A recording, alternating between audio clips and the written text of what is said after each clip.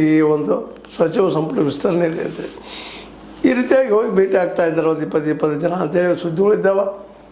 ಇದೇ ಸಂದರ್ಭದಲ್ಲೇ ಅನೇಕರು ಆರ್ ವಿ ದೇಶಪಾಂಡೆ ಆಗಿರ್ಬೋದು, ಕೋನರೆಡ್ಡಿ ಅವರಾಗಿರ್ಬೋದು, ಎಸ್ ಎನ್ ನಾರಾಯಣ ಸ್ವಾಮಿ ಅವರಾಗಿರ್ಬೋದು, ಇನ್ನೂ ಅನೇಕರು ಹೋಗಿ ಭೇಟಿ ಆಗೋ ಸಾಧ್ಯತೆ ಇದೆ. ಆದರೆ ಈ ನಡುವೆ ನಮ್ಮ ಲಕ್ಷ್ಮಣ ಸವದಿ ಅವರು ಹೋಗ್ತಾರ ಅನ್ನುವಂಥ ಸುದ್ದಿ ಏನು ಬರ್ತಾ ಇಲ್ಲ.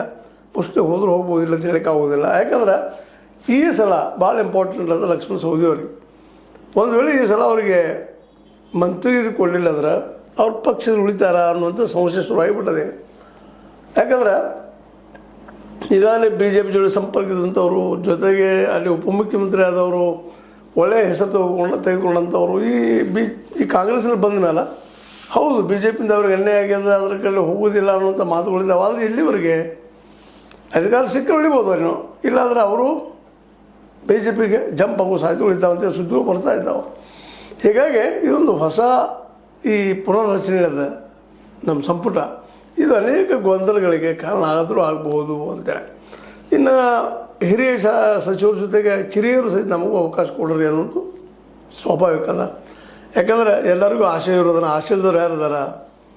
ಆಸೆ ಇರದಂಥ ವ್ಯಕ್ತಿನೇ ಇಲ್ಲ ಅಂತ ಹೇಳಬೇಕಾಗಿದೆ.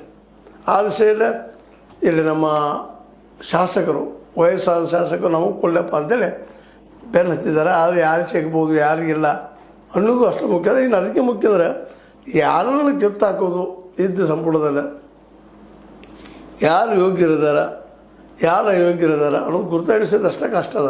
ಯಾಕಂದ್ರೆ ಎಲ್ಲರೂ ನಾವು ಸಜ್ಜನರ ತಿಳ್ಕೊಂಡ್ಬಿಟ್ಟಿರ್ತಾರೆ, ತಾವು ಮಾಡಿರಪ್ಪ ತಪ್ಪು ಅಂತ ತಿಳ್ಕೊಂಡಿರ್ತಾರೆ. ಇನ್ನೊಬ್ರು ಯಾರೋ ಅವ್ರು ತಪ್ಪುಗಳು ಹೇಳಿದ್ರೆ ಸಡನ್ನಾಗಿ ರೇಸ್ ಆಗ್ತಾರೆ. ಆ ಕಾರಣ ಎಲ್ಲ ದೃಷ್ಟಿ ನೋಡಿದರೆ ಮೋಸ್ಟ್ಲಿ